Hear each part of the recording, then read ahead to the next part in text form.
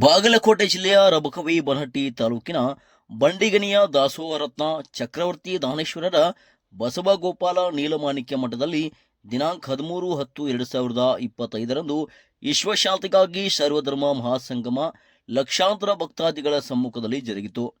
ಕಾರ್ಯಕ್ರಮದ ಅಧ್ಯಕ್ಷತೆಯನ್ನು ದಾಸೋಹ ರತ್ನ ಚಕ್ರವರ್ತಿ ಅನ್ನದಾನೇಶ್ವರರು, ಕಾರ್ಯಕ್ರಮದ ಉದ್ಘಾಟಕರಾಗಿ ಸನ್ಮಾನ್ಯ ಶ್ರೀ ಸಿದ್ದರಾಮಯ್ಯ ಮುಖ್ಯಮಂತ್ರಿಗಳು ಕರ್ನಾಟಕ ಸರ್ಕಾರ, ಮುಖ್ಯ ಅತಿಥಿಗಳಾಗಿ ಆರ್.ಬಿ. ತಿಮ್ಮಾಪುರ್, ಪೂಜ್ಯರಾದ ಪರಮ ಪೂಜ್ಯ ಸಿದ್ದರಾಮೇಶ್ವರ ಮಹಾಸ್ವಾಮಿಗಳು, ಮಹಾಸಂಸ್ಥಾನ ಮಠ ಹೊಳೆ ಬಬಲಾದಿ, ಜಗದ್ಗುರು ಶ್ರೀ ವಚನಾನಂದ ಮಹಾಸ್ವಾಮಿಗಳು, ಈರಶೈವ ಲಿಂಗಾಯತ ಪಂಚಮಸಾಲಿ ಜಗದ್ಗುರು ಗುರುಪೀಠ ಹರಿಹರ, ಆಚಾರ್ಯ ಶ್ರೀ 108 ಮುನಿ ಕುಲರತ್ನ ಭೂಷಣ ಮಹಾರಾಜರು, ಕ್ಷೇತ್ರ ಭದ್ರಗಿರಿ ತೆರದಾಳ, ಪೂಜ್ಯ ಶ್ರೀ ಹಜರತ್ ಮೊಹಮ್ಮದ್ ತನ್ವೀರ್ ಹಾಶ್ಮಿ ಧರ್ಮಾಧಿಕಾರಿಗಳು, ಹಜರತ್ ಆಶಿಂಪೀರ್ ದರ್ಗಾ ವಿಜಯಪುರ.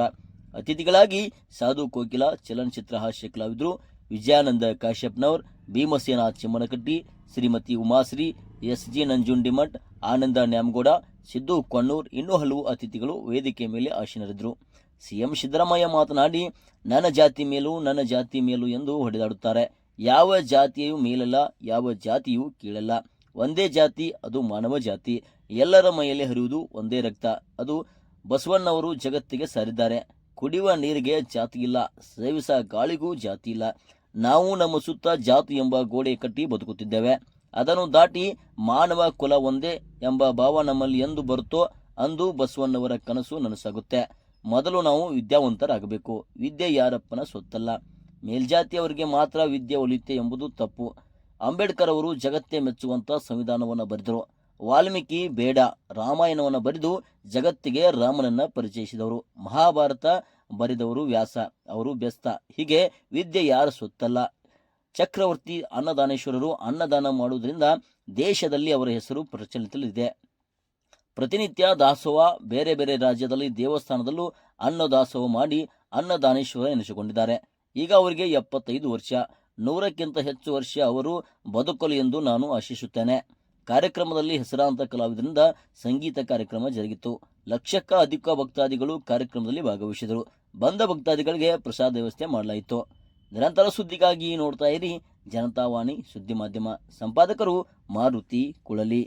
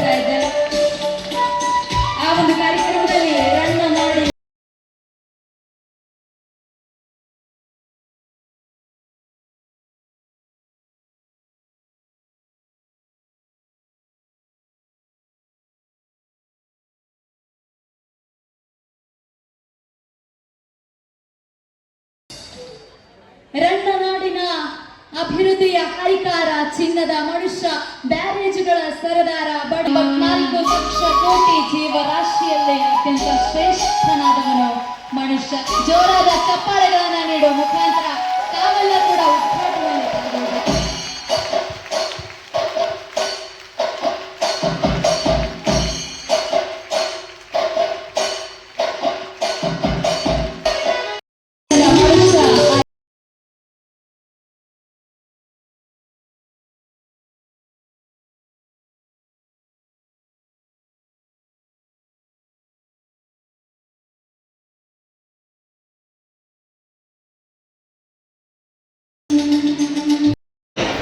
ಮುಖ್ಯವಾಗಿ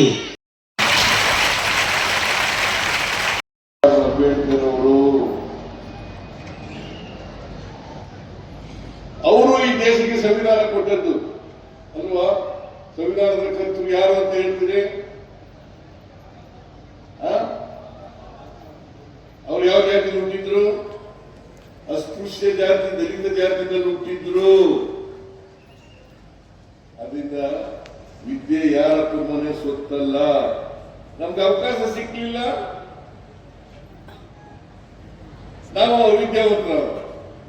ಅವಕಾಶ ಸಿಕ್ತು, ನಾನು ವಿದ್ಯಾವಂತರಾದ. ಈಗ ನಮ್ಮ ಮನೆಯಲ್ಲಿ ನಮ್ಮ ಅಣ್ಣ 4ನೇ ತರಗತಿಯವರು ಓದಿದ್ದ. ನಾವು 6 ಜನ ಮಕ್ಕಳು, 2 ಸಿಸ್ಟರ್ಸು, 4 ಜನ ಗಂಡು ಮಕ್ಕಳು. ನಮ್ಮ ಅಣ್ಣ 4ನೇ ತರಗತಿ ಓದಿದ್ದೀರ. ನಾನು ಲಾ ಓದಿದೆ. ಇಬ್ಬಿಬ್ರು ತಮ್ಮದಿರು ಏನೂ ಓದಲಿಲ್ಲ, ಅವಿದ್ಯಾವಂತರು. 2 ಸಿಸ್ಟರ್ಸ್ ಅವಿದ್ಯಾವಂತರು, 2 ಬ್ರದರ್ಸು ಅವಿದ್ಯಾವಂತರು. ಅವ್ರಿಗೆಲ್ಲ ಹಣೆ ಬರೆದ್ಬಿಟ್ಟಿದ್ದ, ನೀವು ವಿದ್ಯೆ ಕಲಿಬೇಡ ಅಂತ. ಸಿದ್ದರಾಮಯ್ಯ ಮಾತ್ರ ಲಾ ಓದು ಅಂತ ಬರೆದ್ಬಿಟ್ಟಿದ್ದ. ಸಿದ್ದರಾಮಯ್ಯ ಮಾತ್ರ ಮುಖ್ಯಮಂತ್ರಿ ಆಗುವಂತ ಬರೆದ್ಬಿಟ್ಟಿದ್ದ ದೇವರು. ಬೇರೆ ಬ್ರದರ್ಸ್ಗೆ ಯಾಕೆ ಬರಲಿಲ್ಲ? ಆದ್ರಿಂದ ಈ ಮೂಢನಂಬಿಕೆಗಳನ್ನೆಲ್ಲ, ಕಂದಾಚಾರಗಳೆಲ್ಲ ನಂಬ್ಕೊಳ್ಳಕ್ ಹೋಗ್ಬೇಡಿ. ಅದರ ವಿರುದ್ಧನೇ ಬಸವಣ್ಣವರು ಬಹಳ ವಿರೋಧವಾಗಿ ವಚನಗಳನ್ನ ರಚನೆ ಮಾಡಿರ್ತಕ್ಕಂಥದ್ದನ್ನು ಬಸವಾದಿ ಮಾಡ್ತಾರೆ.